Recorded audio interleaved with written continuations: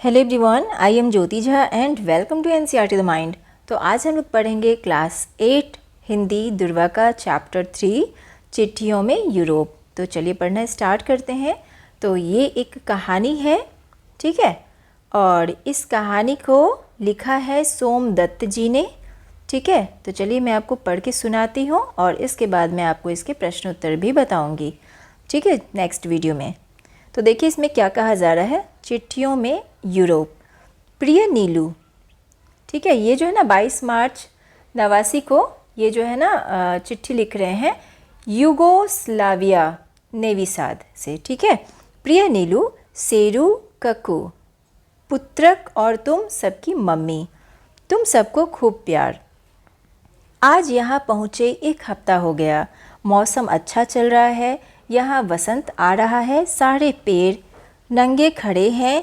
एक अपनी विद्या जैसा पेड़ है जो हरा है, एक और जो नए साल पर घर घर लगाया जाता है, फिर भी फूल आ रहे हैं। एक नीले और बैगनी रंग का फूल है जो अपने यहाँ की सफ़ेद कुमुदनी जैसे होते हैं, कुछ लाल कुछ पीले, खुशबू नहीं होती। आज इतवार है, सो 1 बजे खाना खाकर आए और लिखने बैठ गए। आज हमने जो खाना खाया वह योगर्ट से शुरू हुआ। जैसा आइसक्रीम कप होता है वैसा बड़े कप में रोज़ सूप होता है। उसमें सफ़ेद सेम जैसी यहाँ की बीन लंबी और पतली होती है, बड़बट्टी जैसी, फिर आइसक्रीम। यही 3 कोर्स रोज़ सुबह शाम होते हैं। खाते खाते उकताहट हो रही है। कभी कभी चावल होता है, स्ट्यू यानी कढ़ी के साथ खाने के लिए। एक दिन खड़े सिक्के चिल्ले जैसी एक मिठाई आई, उसमें खट्टी बेरी का गूदा भरा था। सेवैयाँ पानी में उबली सूप में रहती है और ब्रेड।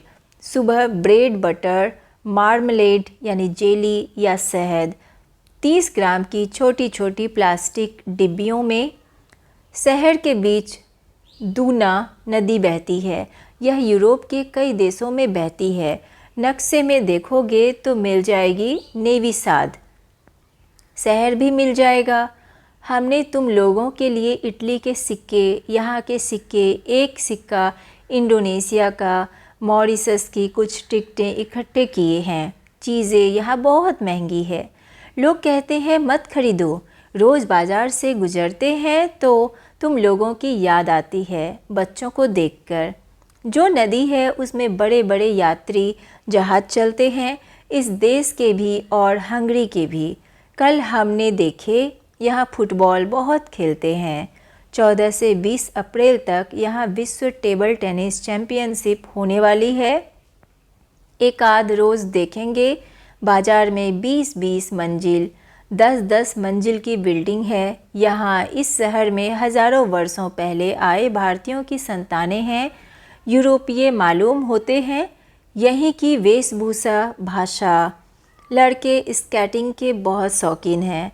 हमारे कमरे की खिड़की से खेल के मैदान दिखते हैं। इस समय एक मैदान में फुटबॉल मैच हो रहा है। एक टीम की वर्दी सफ़ेद है, दूसरे की लाल। मैदान यहाँ से लगभग आधा फर्लांग दूर है, पर हमारा कमरा 5वीं मंजिल पर है, इसलिए साफ दिखता है। कमरे की खिड़की कमरे के बराबर ऊंची और चौड़ी है। अब हम लोग 22 हो गए हैं।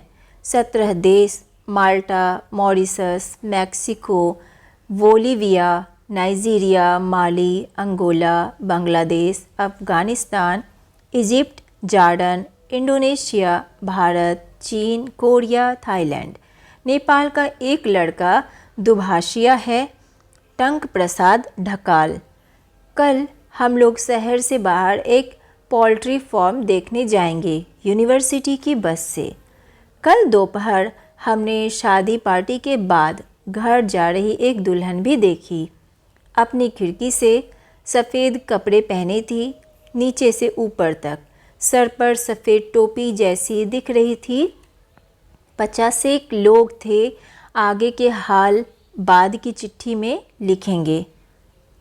तुम लोग गौतम से एरोग्राम मंगाकर हमको चिट्ठी लिखना। तुम सबको प्यार अच्छे से रहना ताकि माँ को तकलीफ़ ना हो। तुम्हारा पापा। ठीक है, तो ये देखिए इस कहानी में क्या होता है, जो पापा रहते हैं वो यूरोप जाते हैं और यूरोप से वो चिट्ठी लिखते हैं। ठीक है, चिट्ठी में वो पूरा हाल बताते हैं, यूरोप में जो रह रहे हैं तो पूरा हाल बताते हैं वहाँ का जो भी कहानी है, और उसके बाद इन लोगों को भी बोलते हैं कि तुम लोग भी मुझे चिट्ठी लिखना। ठीक है, तो ये तो कहानी था। तो कैसा लगा आपको पढ़ के मुझे ज़रूर बताइए। अच्छा लगा हो मेरा पढ़ाना तो मेरे चैनल NCERT द माइंड को लाइक सब्सक्राइब कीजिए और पास में दिए गए बेल आइकन को ज़रूर प्रेस कर दीजिए ताकि NCERT से रिलेटेड जितने भी वीडियोज़ हैं वो आपके पास समय से पहुंचती रहे।